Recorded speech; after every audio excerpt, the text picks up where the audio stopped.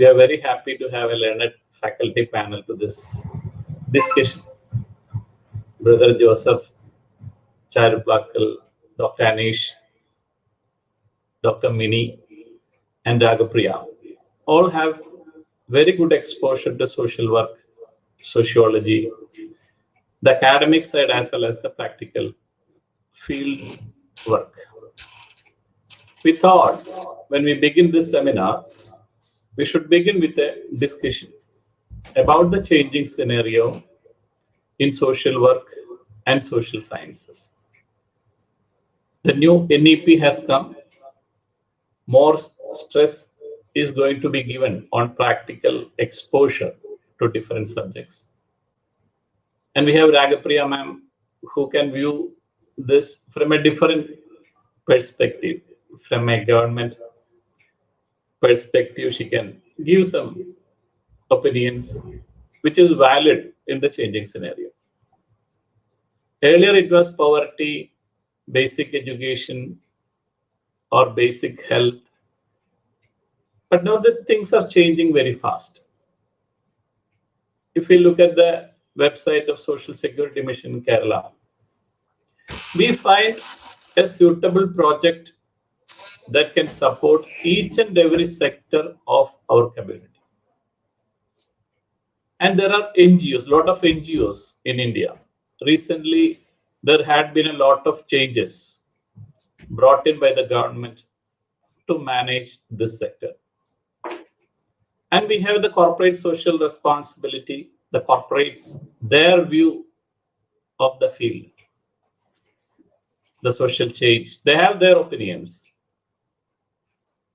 And for the students, if they look at social work as a career, social intervention as a career, we feel they have more options today.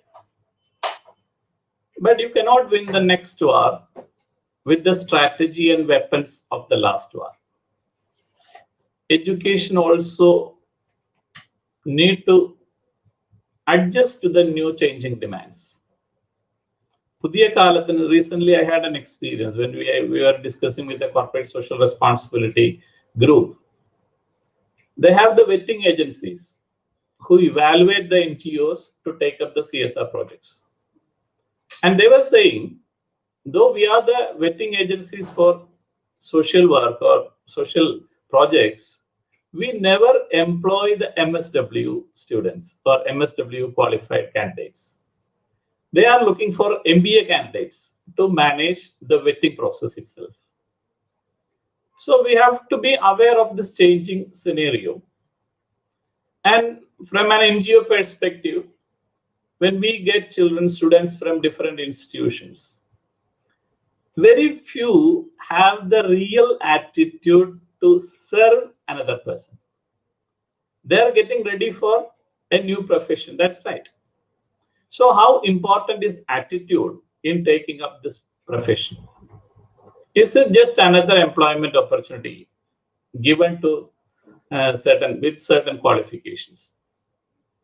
I hope all these things can be discussed with an open mind, and this panel can contribute a lot in creating the proper mindset in the students who are listening to this program.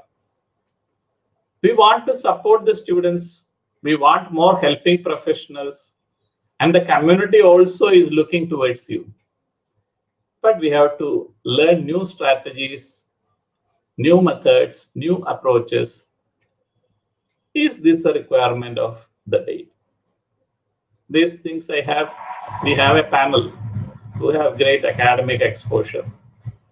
And we have a person like Joseph Charuplakkal who had been heading several charitable projects. And we have Ragapriya ma'am who go to such institutions, like an inspector goes to such organizations.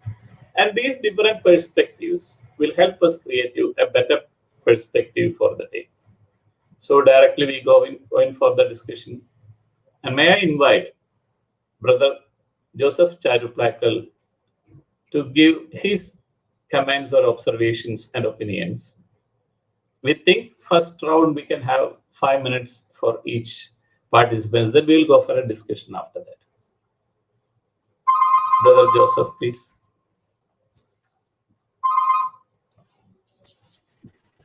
Okay, thank you, sir, for the invite. So, respected Sir Minimum, Anish sir, of course, Anish sir was my teacher at MSW, and all our friends. As all of us are aware, the times are being changed, and the COVID-19 has also posing new challenges and also new opportunities.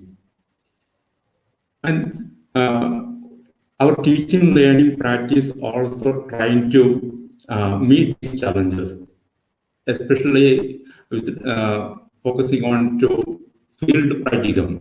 So many of the field practice which were physically done are being brought into virtual space now. Actually, it is case work or the even group work. It's been organized online. Even community organization events have been organized online. But of course, there are certain practice which we find difficult to substitute with online platforms, of course. And considering all this, I make a few observations. Of course, the purpose of social work is for social changes in the lives of individuals, families, groups, and communities. Because there are reasons for change or needs for change. And in order to achieve this change, certain skills or competencies are required for social workers. And I focus on to two competencies required, like the research-informed practice and the practice-informed research. Very often, the practitioners lack this research-informed practice. Other day, when we were conducting a training session for social workers for appearing net, many of the practitioners who have been practicing for so many years were telling us that we are in the practice field, so we do not know many things. We already forgot what we learned, and we need, and also please don't use very new terms, very hard terms like that. So we are very poor in that. That means somehow the research-informed practice or evidence-based practice is missing, because I doubt whether our practitioners are referring to new studies for their practice, for the efficiency of the practice. That is actually being missing. That's what I observe, one thing. And also, another thing is that the social policy practice is another competency which will require. Suppose if you look at the social policies that have come in India or in Kerala, the role of social workers are very minimal. Actually, we were so focused on two direct methods: social case work, group work, community organization, or medical and practice, medical social work or psychiatric social work, mostly direct practice.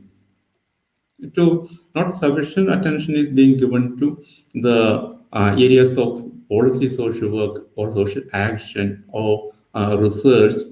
These areas have been neglected to a certain extent. So therefore, even when the government is formulating a policy, very rarely they consult with the social workers. Very rarely. Of course, there are exceptionally there are consultations with the social workers, but very rarely. And these areas need to be given more focus. And also in the 2020 example, even in the local panchayat level, policy formulation, program formulation, there's a big role of social workers. The area is not been explored yet. So opportunities for social workers.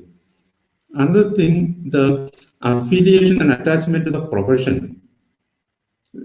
Very often, because a number of students or hundreds of students are being passing out from our social work institutions every year. But suppose if we take the number of membership in social work associations, very minimal, very few join.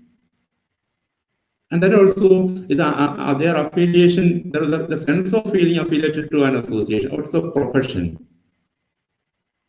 and working together for the development of the profession, and that is actually need attention.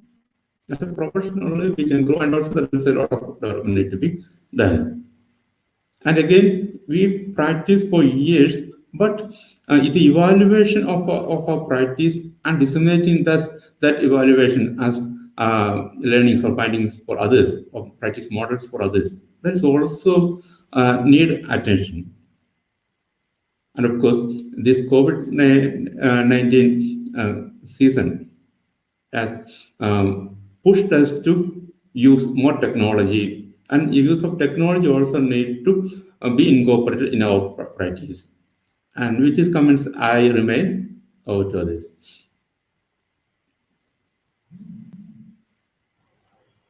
Thank you, Joseph sir. New technology is happening, and the post-COVID scenario is slowly unfolding. And as he said, research is not being done effectively, can be an opinion. We would like to listen from Dr. Anish, since it is research, and what is his observation on the theme?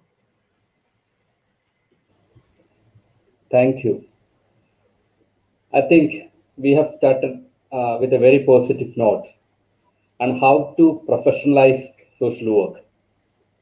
We know social work is a practicing profession, and one of the characteristics of a profession is that it works on a tested and proven methodology.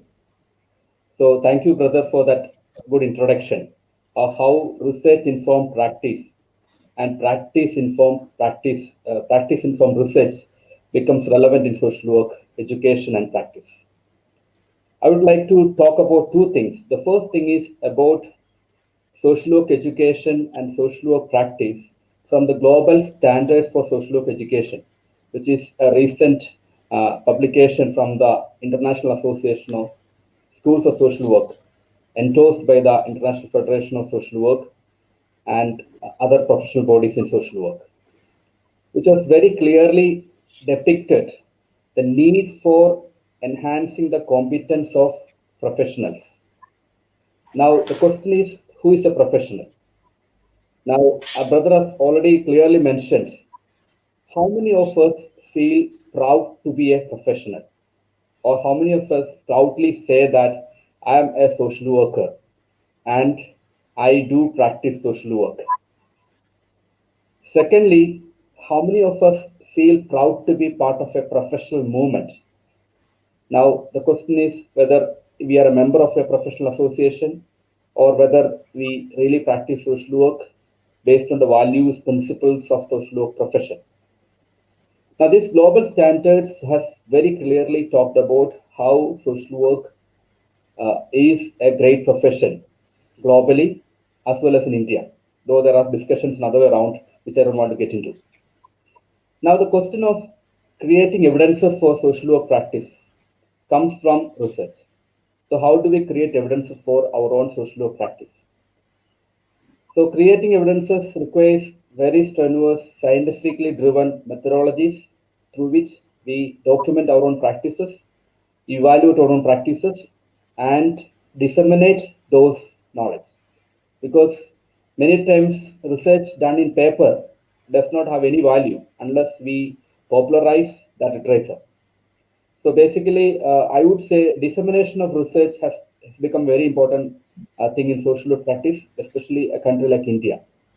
If you go for a literature search on any topic, you would find n number of published articles, beautifully written anecdotes, case examples from various international, global contexts, but very few in an Indian context. So one action we should think in terms of a practice is how we link practice and research. Now the question is always this criticism, whether social workers are practitioners or social work educators are practitioners. or do practitioners teach too? Now, this question has been there for many years. We are still finding answer to that. But I would say a rich blend of practice and research can really bring in social work to a greater height.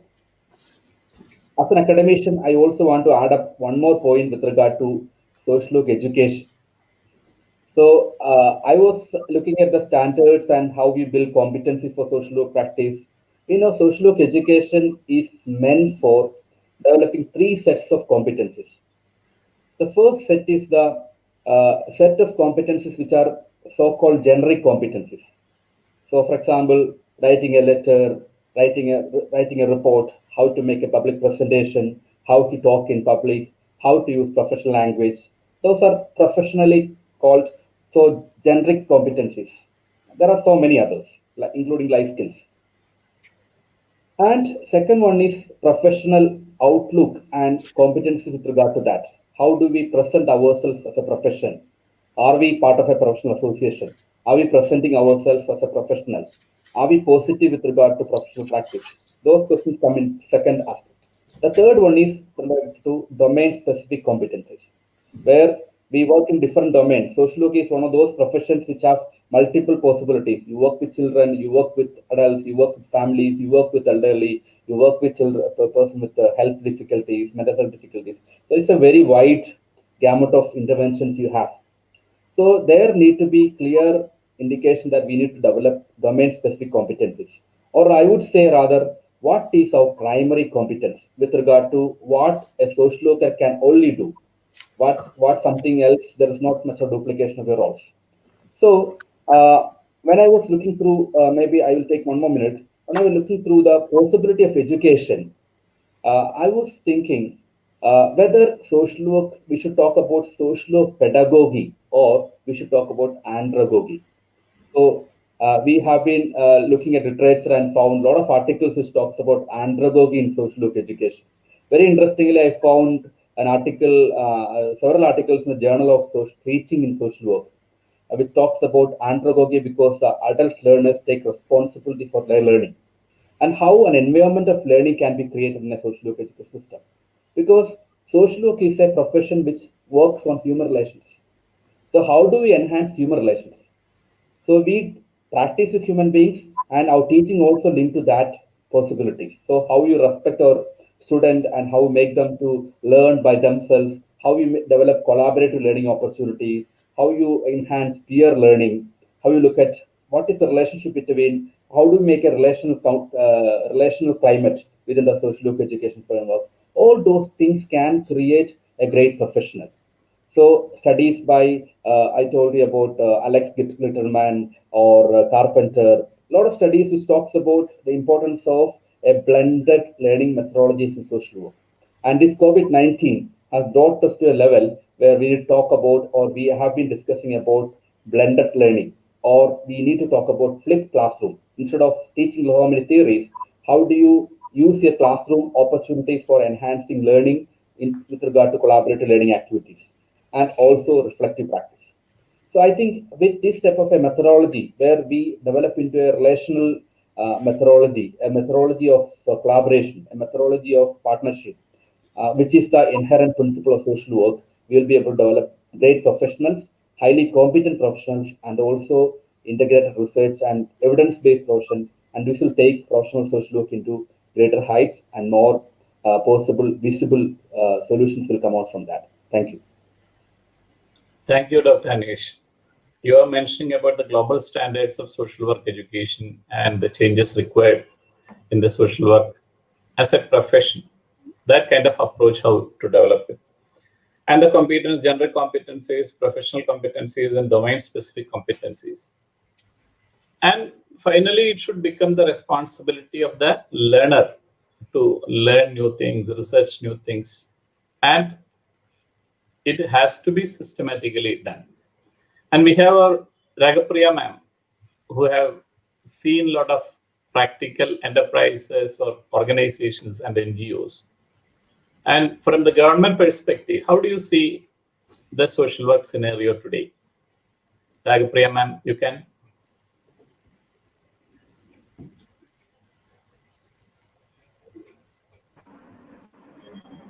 എല്ലാവർക്കും നമസ്കാരം. നമ്മളുടെ ഒരു social സിനാരിയോയിലും അതുപോലെ education സിനാരിയോയിലും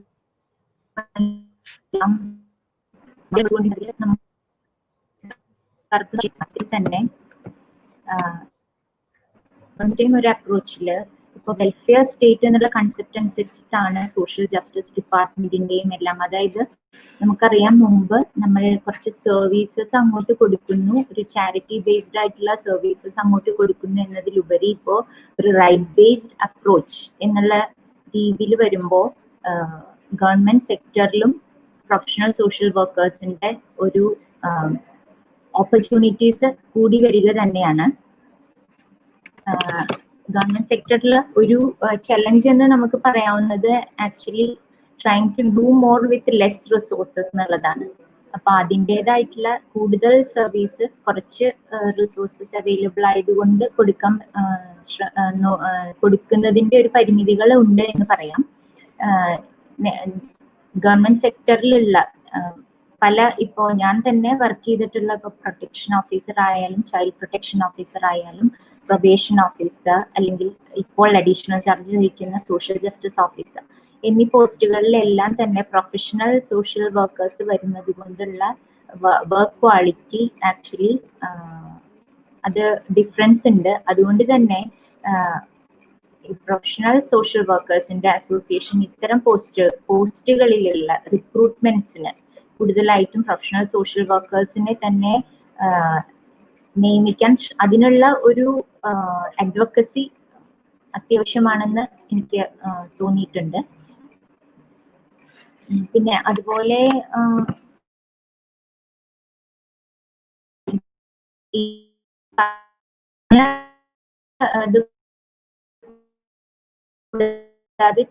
തന്നെ health വർക്കേഴ്സിന്റെ ഒരു vacancies, അതായത് അങ്ങനെയുള്ള ഏതൊക്കെ പോസ്റ്റുകളിലാണ് ഇപ്പോൾ വരുന്നത് എന്നിപ്പോ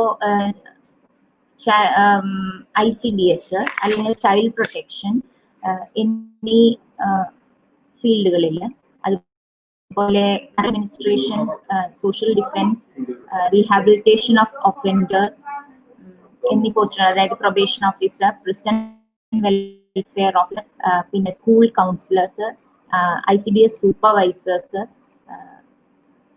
എന്നീ പോസ്റ്റുകൾ, പിന്നെ ലേബർ വെൽഫെയർ ഓഫീസേഴ്സ്, അതുപോലെ ഡിസ്ട്രിക്ട് ചൈൽഡ് പ്രൊട്ടക്ഷൻ യൂണിറ്റിലെ protection officers, child protection officers, social workers, legal cum probation officer, പിന്നെ ഓർഫനേജ് കൗൺസിലേഴ്സ് എന്നീ വിഭാഗങ്ങളിലെല്ലാം, അതുപോലെ മെഡിക്കൽ ഫീൽഡിൽ mass media officer, psychiatric social worker, NRHM coordinators, block ലെവലിലെ nutrition അതിന്റെ നാഷണൽ ന്യൂട്രീഷൻ മിഷന്റെ coordinators, ഇങ്ങനെ എല്ലാ വിഭാഗങ്ങളിലും ഒരു 15-20 കൊല്ലം മുമ്പിലത്തെ കണക്കെടുക്കുമ്പോൾ ഈ ഏത് വിഭാഗങ്ങളിലായാലും സോഷ്യൽ വർക്കിന്റെ ഓപ്പർച്യൂണിറ്റീസ് ഉള്ളിടത്ത് കൂടുതൽ വേക്കൻസീസ് വരുന്നുണ്ട്. ആ രീതിയിലുള്ള പ്രൊഫഷണൽ സോഷ്യൽ വർക്കേഴ്സിനെ അവിടെ അപ്പോയിന്റ് ചെയ്യുന്നതിലൂടെ വർക്ക് ക്വാളിറ്റിയും അതുപോലെ ജനങ്ങൾക്ക് നൽകാനാകുന്ന സേവനങ്ങളുടെ ക്വാളിറ്റിയിലും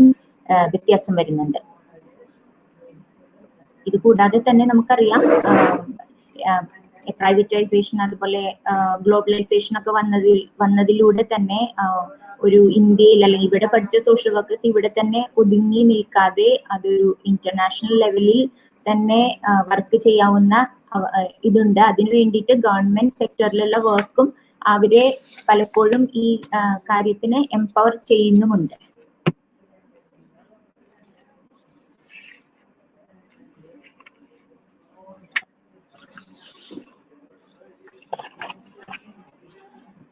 ഇനി മറ്റൊരു കാര്യം പറയാനുള്ളത്, നമുക്ക് സോഷ്യൽ വർക്കേഴ്സ് ഈ സോഷ്യൽ ചേഞ്ച് അനുസരിച്ച് പല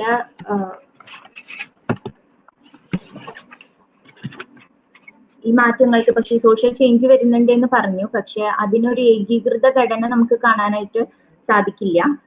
ഓരോ ഏരിയയിലും ജോഗ്രഫിക്കൽ, സോഷ്യൽ, എൻവയോൺമെന്റൽ സിറ്റുവേഷൻസ് അനുസരിച്ച് അത് മാറിക്കൊണ്ടേയിരിക്കും. ഇപ്പൊ നമുക്ക് കേരളത്തിലെ ഒരു സോഷ്യൽ സിനാരിയോയോ ഇവിടുത്തെ ഒരു സിറ്റുവേഷനോ അനുസരിച്ച് അതുപോലെ തന്നെയുള്ള ഒരു സിറ്റുവേഷൻ അല്ല നോർത്തിൽ. അതിപ്പോ സോഷ്യൽ വർക്ക് സ്റ്റുഡൻസ് തന്നെ ഫീൽഡ് വർക്കിന് മറ്റ് സ്റ്റേറ്റുകളിൽ പ്ലേസ് ചെയ്യപ്പെട്ട സ്റ്റുഡൻസിന്റെ അടുത്ത് നമുക്ക് അറിയാൻ പറ്റും. അപ്പോ അതുപോലെ തന്നെ ഈ തൃശ്ശൂർ നഗരത്തിലെ ഉള്ള ഒരു സോഷ്യൽ ആൻഡ് എക്കണോമിക് ബാക്ക്വേർഡ് ഏരിയയിലത്തെ ഒരു കാര്യവുമായിട്ട് നമുക്ക് ഇടമലക്കുടിയിലെ ഒരു ഗ്രാമമായിട്ട് നമുക്ക് കമ്പയർ ചെയ്യാൻ പറ്റില്ല.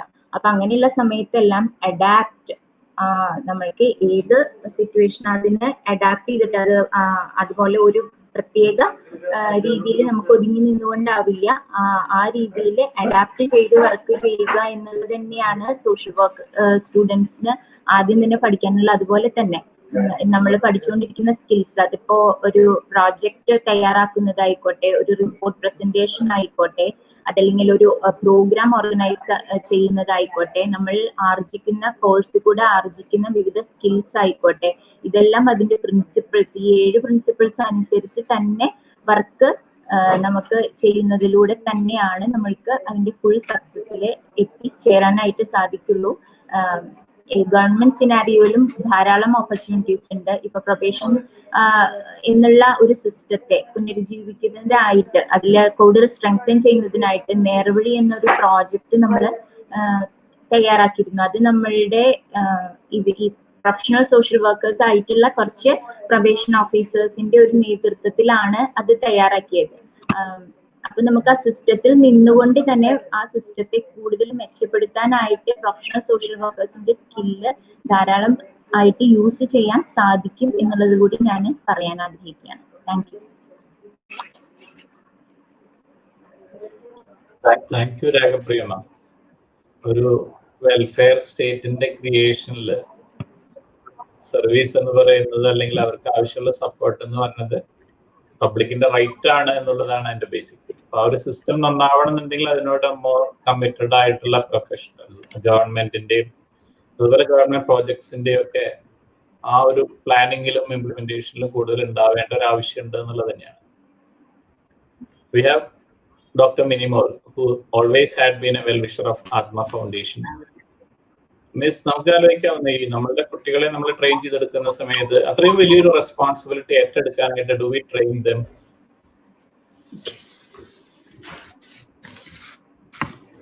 Shall I start?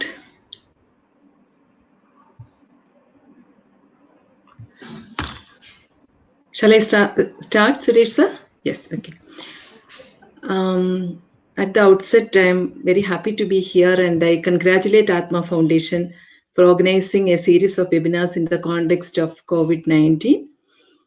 So we have discussed about research-informed practice and practice-informed research, and also the competencies required for professional social work practice, and the different career opportunities and the challenges that we face when they work in government settings and non-governmental organizations.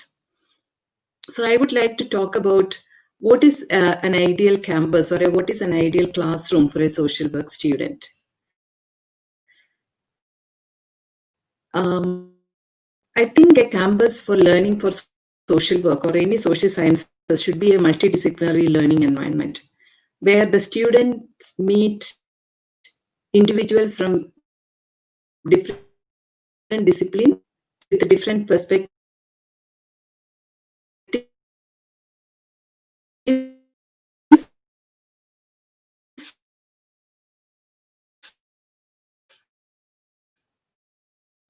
students from different genders, male, female, transgender, and also insist there should not be any age limit for studying social work, especially MSW. And we need to give some incentives if a mature age student comes and learn social work. And we should have representatives from scheduled caste, scheduled tribe, other communities. And also there should be a mix of students from different geographical areas. Like when I studied social work in Loyola College, my classroom consisted of students from Kasaragod to Kanyakumari. District represented represented by 2 or 3 students. So that was a mixture, a blended cohort of different culture, different opinion, different language. So that was a learning opportunity for me. So that is my perception about a campus or a classroom for a social work student, because in that 2 years of learning journey, they will learn a lot of things from their peers. And another thing is the changing scenario. There are many educational institutions that provide social work courses like for BSW and MSW. For MSW, I think after a bachelor's degree, every student wish to learn or higher education in a different, which is far away from their hometown or from their home state or something like that. So they want to be a bit more independent, to take responsibilities on their own. So they want to learn in an institution which is a bit far from their home. But unfortunately, I think the parents insist students on learning even social work in a college which is very close to their hometown. And that would be increasing. I think that trend will be increasing, unfortunately, because of this COVID situation and other problems, gender-related problems and other things. Parents force the girls to join, especially girls, join in a nearby college to just get the degree, just get the MSW degree. And many students think that just studying the notes or something like that, the basic books on social work, can make them pass their examination and they get their degree certificate. So that affects the quality of social work education, I think. Then with regard to the career opportunities, we know that social workers work in all fields. The common settings for social work practice include family, schools, hospitals, community health, and care for people with chronic conditions. And they work with the people with the substance abuse, victims of sexual violence, physical and emotional violence, emotional abuse. And they play a vital role in man-made and natural disasters, and palliative care, end-of-life care, rehabilitation, geriatric services, and all. And they do group work, therapy groups, and other activities in their agencies. And there are different job titles for social workers. As Anish sir said, I think nowadays they want to get a title, job title as social worker, because when they go abroad, they need that particular title for their experience. But before that, I think all those students or the graduates, they want to get their designation as project officer or public relations officer or coordinator or something like that. And they don't want to use social worker as their title. So I think that is one of the reasons the social work profession is not recognized like that it happens in other countries. Then another thing is failure in demonstrating their role set, like do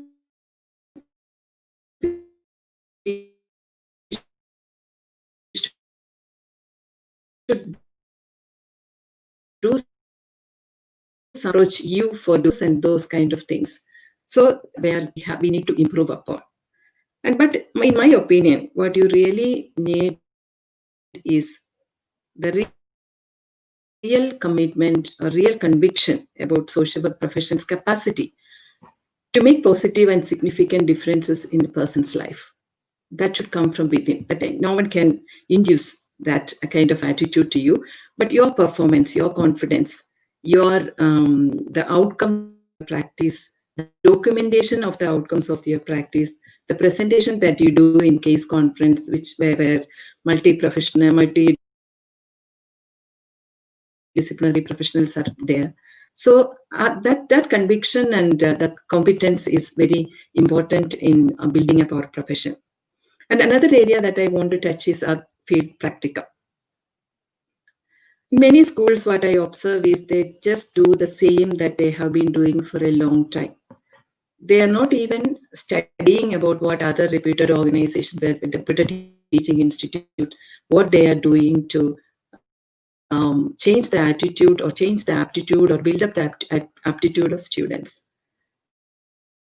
So that is not there. We just completing our syllabus and sending the students for feedback and all, no. And a regular or a systematic preparatory session for students, as well as for the agency supervisors and faculty supervisors is necessary. And there will be a role between among the agency supervisor and faculty. What is their role in supervising a student? And another thing is in the area of supervision, whether our faculty members, they are trained in properly supervising our students. The three, as Alfred Kadushin said, of supervision, like administrative, supportive, and one more thing, like, yeah, I forgot. Yeah, so those three functions we need to focus upon. So that is there. But when you give orientation, when the academicians, then they give orientation to the students, actually they should give some examples from their practice as well. So what I insist that a social work educator should be a good practitioner. They got enough practice experience, or they should continue practicing social work while they teach social work. Then only we can make certain convictions in front of our students, whether they can do something to make differences in the society. So mere lectureship is not enough for teaching social work. That is one observation that usually I have these observations. Then another thing is about we need to set certain standards, the practice standards or code of ethics in relation to the field practicum for our students. So what happens is usually we start our syllabus, we start teaching our students the theories or social work methods, whatever. Then after that, in between, immediately we start the field practicum. And at the end of the field practicum or at the end of the semester course, even at the end of the syllabus, you mention the practice standards and code of ethics. When students learn all these practice standards based on which they should be evaluated, they learn that towards the end of the program. So that is one thing I observe. And another thing is, in order to improve the field practicum experience, in order to make it more effective, we need to make it a bit more reflective. A reflective learning should be there. Each student should be given an opportunity to reflect upon what they have done during their fieldwork, what they should have done during that particular activity, and what they are going to do next time when they do similar activities. And they should give an opportunity to explain the failures that they face during their fieldwork, the mistakes that they have done. So the social work educators, they should give a comfortable environment for the students during their presentations and during their research presentations and whatever. A comfortable environment, we should provide a comfortable environment for the students to explain, to reflect upon their failures and success stories, both. So because the use of self is one of the important instrument or tool that we use. So they should reflect upon their own skills, their own values, their own attitudes, how they change their values. So we need to give they have to give a lot of explanation with regard to that. And many times I observe that language is another problem for the students to write their report. They have a lot of things there in their mind, but our system, many times our system will not permit them to explain that in their local language. I think that also could be allowed for the students who face such difficulties, because all those students we teach, they are not going abroad or they are not going international level. They would be serving the community in which they live. So they should know how to speak good local language to the people with whom they work. That the reflective practice. So there are various techniques for reflective learning in social work. One is the supervision supervision, which is a platform where the students can discuss anything that comes on their way of learning. The thing is, we need to promote writing journals, learning journals for the students about their strengths, weaknesses, their emotions, be allowed to observe their emotions and noting down that and making certain positive changes in their attitude and their work. And another thing is what I observe is in some universities, they follow critical incident analysis, where the students take one particular incident that happened during their field work and that changed their attitude, or that caused a lot of difficulties to overcome, or they met with some kind of conflict or dilemma while practicing social work. So they take that particular incident as such and they analyze that and they get into certain conclusions about their practice. So that is another good practice that we can follow. And another thing is a personal development plan. Each student should be given an opportunity to make a personal development plan during their course of their study. Where do you want to see yourself in 5 years after this course? So the students will list out certain skills that they need to improve. There are certain experiences that they have come across which were detrimental for their own development and they want to overcome that.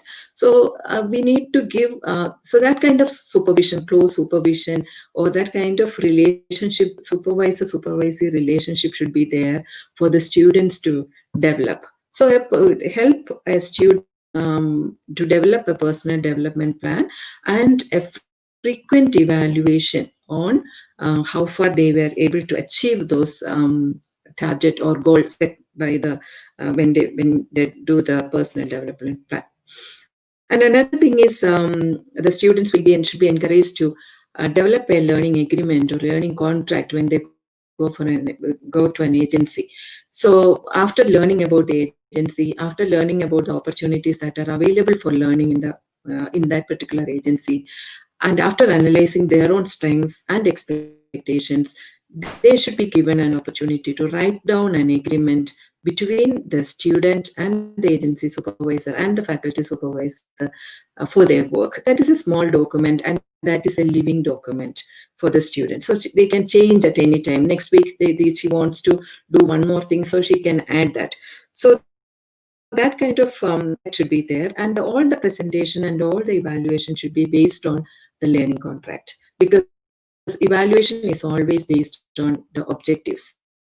So that is another way of doing it systematically, the field practicum. And another thing is we can give self-assessment schedules for the student to analyze their professional growth and personal growth. Both are important, the personal growth and professional. So both are important. So we can give in between to assess themselves, we can give some self-assessment schedules. So for all these things, we need essential conditions for reflective practice, like a mentor or a social work educator who is free from all sort of bias and prejudice, and non-judgmental and listening capacity. So all these conditions should be there. And another thing is with responsible practice, professional behavior during their field work and all. No? So we can teach the students when they join to the program about the professional behavior that they need to follow. And at the same time, we should give more importance to research.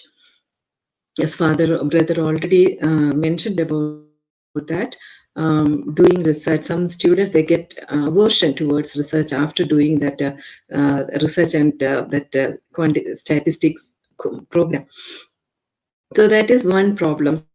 So that we need to any course, any topic that they learn enjoyable to the student.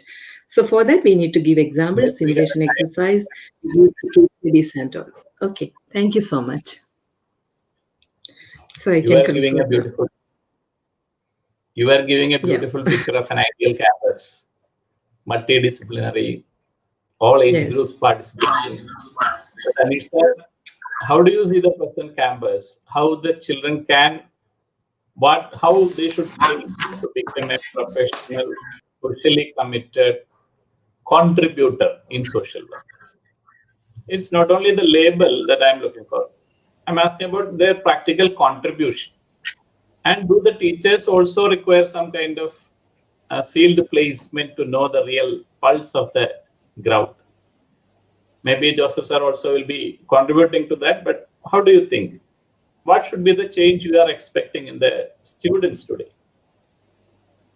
Great. I think Dr. Minimol has very beautifully depicted a picture of an ideal campus and what all things should happen.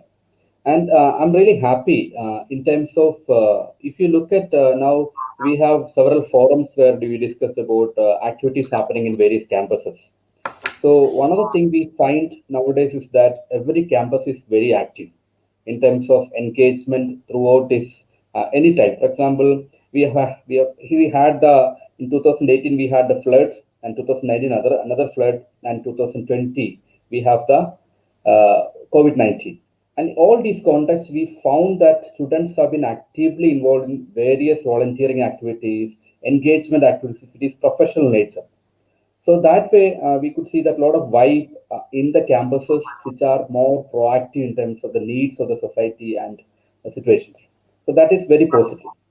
And as you mentioned, yes, definitely there is a gap between practice and academics. So which is like any other, most of the professions, the teachers are practitioners too. So I remember we have been posing these questions all throughout in our professional bodies.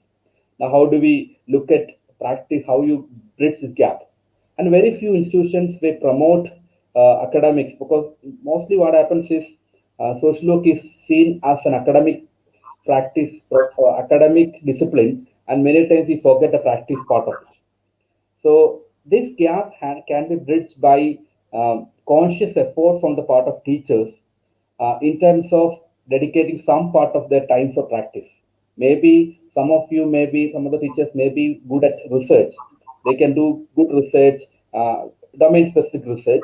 Then some of us may be good in clinical practice. You can do that. Some of us maybe in social action or more of advocacy-related activities. You can do that. So I think there should be some time dedicated for that in our practice framework.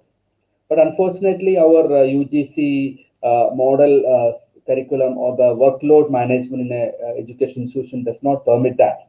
But that could be one dream. Probably social work education need to be seen as something which has 60% of teaching and a 40% of practice, or maybe 70 and 30, so that we have some earmarked time for that. And but it is found in some places. For example, some colleges give opportunities for the teachers to do practice on a Saturday or a Friday and Saturday. So when the students are into the field, teachers also can take up some things like that. Now, the second opportunity is that a lot of consultancy services are being offered by consistent, probably it's not a one-time intervention we work with organization, but certain continuous consultancy or a extension initiative from the part of teachers. That could be a welcome initiative. Now, there have been a lot of models. For example, we have had a lot of field action projects initiated by teachers that has become real models for the whole country.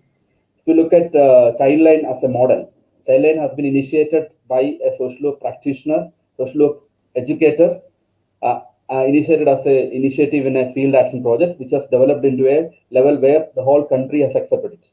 Likewise, we can do several field action projects.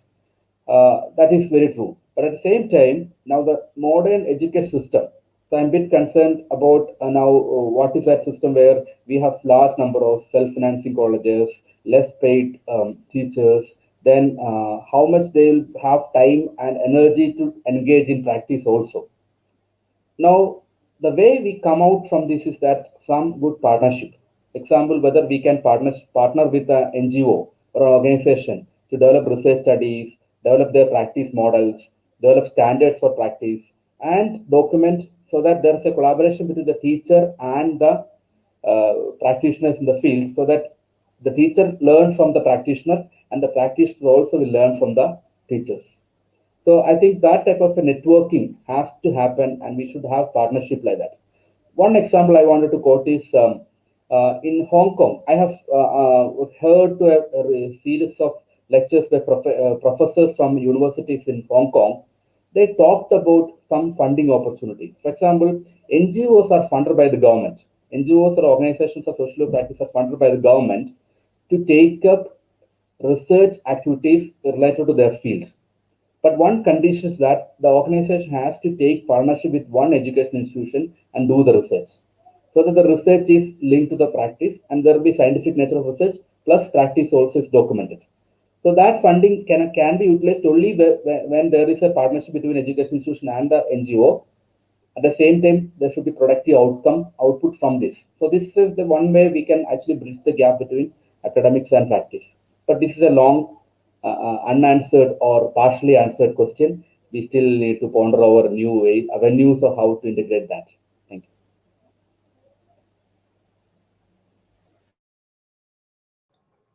We have different type of NGOs in India. There are NGOs who are strictly following the corporate culture, and there are NGOs initiated by those who are passionate about social service, actually, and they're not bothered about the documentation or research and those kind of things. They just wanted to help others, and they just do that. Now the government is bringing in a lot of regulations in that field. Maybe it is required also. Sometimes the financial management, everything is under scanner, and such kind of interventions are done by the government also. One thing I understand today, in a childcare institution in Kerala, there are almost 15 agencies who can go there and inspect them. They can go there, and the agency running the institution is answerable to them also. But unfortunately, many of them or most of them don't try to ask them how we can help you, how the department or officer can help the institution. And when the MSW or such kind of professionals entering the government also, do they become part of the bureaucracy? Maybe Joseph Charuplakkal can enlighten us about that. He has the experience of running charitable institutions also. From a general public perspective, they don't know about the professionalism, they don't know about the government things, and they just want to serve others. And how is the scenario there? And how the professional social workers can contribute in such areas? Okay, thank you, sir. I would like to bring to your attention two incidents or two experiences I have in this regard. Of course, I was in charge of orphanage and also a family home at Kannur. And that time, I can mention the name of the officer because it's a positive note. That's why. It is Subair, and everyone in the social justice department will know him. And when he was, the officer, his attitude was to help us how to do, and he really understood the issues, the problems, and he was there to help and what we need to do, and he will advise how to do, how to improve, how to develop the systems, how to standardize it. That way it was very helpful, and he himself is of course a MSW holder, a social practitioner. Yeah. And that way, when he has become a government officer, his attitude was to help. And also now another incident is that our children in the orphanages were attending school, and they were going to the nearby school, and the childline workers were the counselors. Those who were giving counseling in children, actually, they came to the school and they selectively chose our children, and they were trying to prove that these children are being abused. Somehow they want to bring out, and finally they were asked whether because sisters were looking at whether sisters touch you, whether sisters kiss you, whether teachers say all those questions, and finally the child said, I was asked to eat waste. And what is the waste? No, she wasn't. The child was not eating fully. The only half child was eaten. Then the rest half for the child it is a waste or not needed. And the sister there asked her to eat that also. That was interpreted as asking the child to eat waste. See, and taking a case or see proceeding with that. Somehow they wanted to fabricate something, framers, finding any loophole to frame. So instead of helping, instead of this, if there are any issue, even if there is any issue, how to rectify, how to improve, or how to standardize, and instead of that, see these both type of approaches, attitudes, experiences we have. And I do not have more experience about others now, but of course, these two tendencies we can find. But of course, our attitude, what our attitude should be, as our sir was telling, there are several agencies who can inspect, and the word itself is inspect, not to go there, assess the facilities, services, and give help. Instead of that, it is to inspect and to frame. That is the way it has been approached. Even the outlook is that. The framework of outlook need to be changed. How to help? How to improve? Yeah, hopefully with more professionals joining the NGOs as well as the government agencies, more compassion comes to this field. And before we conclude the seminar, this session, can all of us have a 1 to 2 minute conclusion remarks that might help the students listening to the seminar? Minimis, just less than 2 minutes.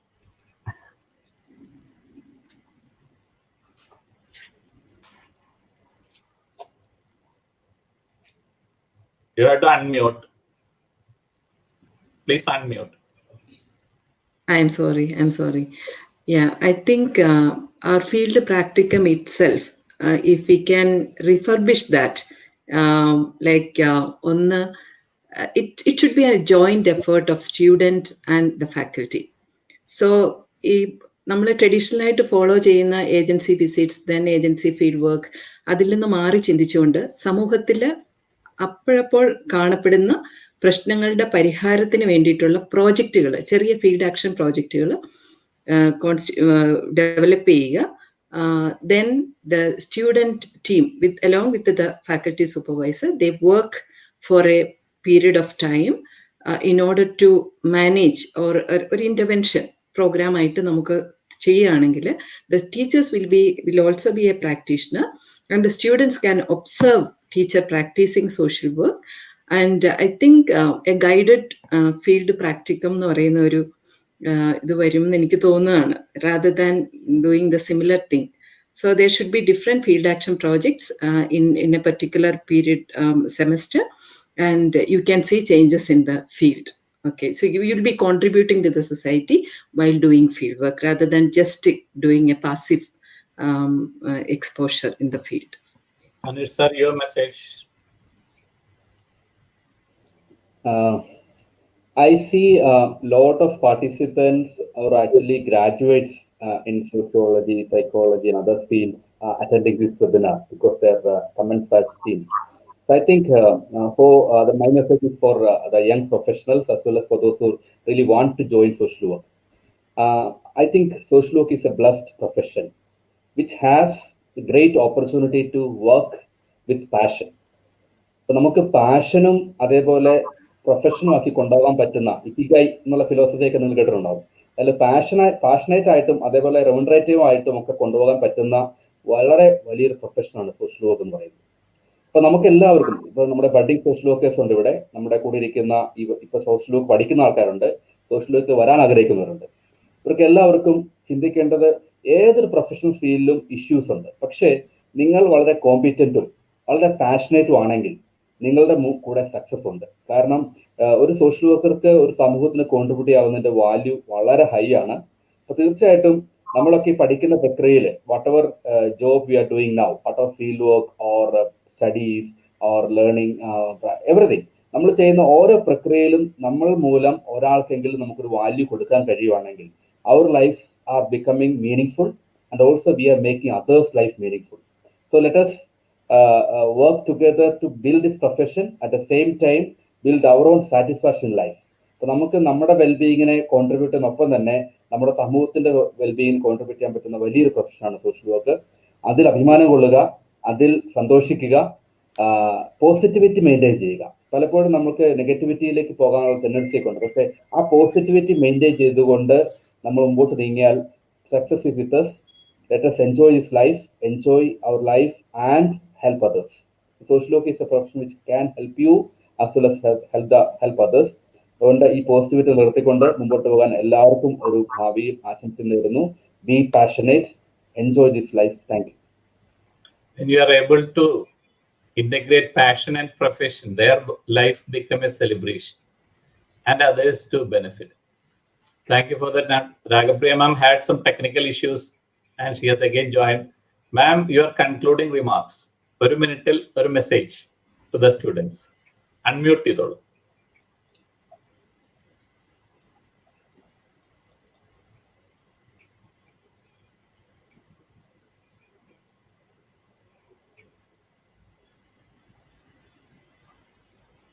Audio unmute ചെയ്യാമോ?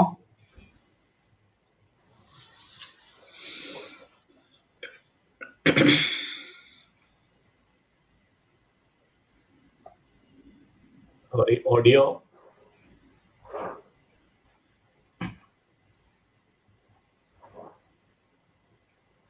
By the time she comes back, Brother Joseph.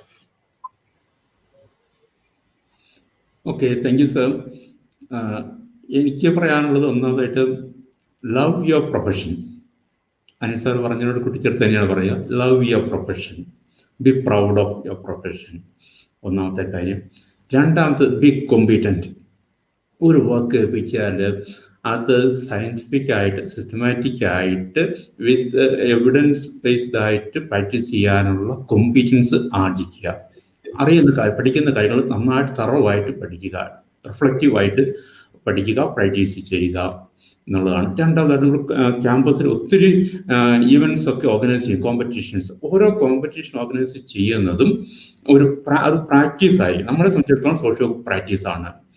നമ്മൾ ഒരു ഉദാഹരണമായിട്ട് LGBT സംബന്ധിച്ചൊരു programme ചെയ്യണം, ഞാൻ പറഞ്ഞാൽ അതൊരു practice ആക്കണം. അപ്പം അതെന്ന് വെച്ചാൽ ആൾക്കാർക്ക് റിഫ്ലക്റ്റ് ചെയ്ത് അവരുടെ സോഷ്യൽ അല്ലെങ്കിൽ ആറ്റിറ്റ്യൂഡ് സ്റ്റിഗ്മയൊക്കെ ചേഞ്ച് ചെയ്യുന്ന തരത്തിലുള്ള ആക്ടിവിറ്റീസ് ആയിരിക്കും കോമ്പറ്റീഷന് വരിക. അപ്പോൾ ഒരു പെയിന്റിങ് അല്ലെങ്കിൽ റിഫ്ലക്റ്റീവ് ആയിട്ടുള്ളൊരു ആക്ടിവിറ്റിയാണ്. അതല്ലെങ്കിൽ അങ്ങനെ ആ തരത്തിലുള്ള കാര്യങ്ങൾക്ക് വരുമ്പോഴത്തേക്കും അതിലൂടെ ചിലപ്പം ഒരു വലിയൊരു സമൂഹം അല്ലെങ്കിൽ കുറച്ച് പേരാണെങ്കിലും ദ ചേഞ്ച്, ആറ്റിറ്റ്യൂഡ് ചേഞ്ച്. ഇപ്പോൾ ഏത് പരിപാടി ചെയ്ത് കഴിഞ്ഞാലും അത് പ്രാക്ടീസ് ആക്കി ചെയ്യുക, അങ്ങനെ റെലവൻസ് ഉള്ള കാര്യങ്ങൾ ചെയ്യുക എന്നുള്ളതാണ് അടുത്തത്. പിന്നെ ഉള്ളത് associate with professional associations and develop the profession and sir പറഞ്ഞ passion for the profession and a real desire for social change.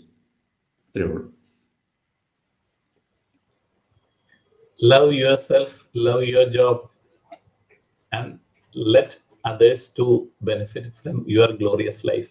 Could be a parting message. And with this, we conclude. And I request Parvati to give the vote of thanks. Thank you for that beautiful session.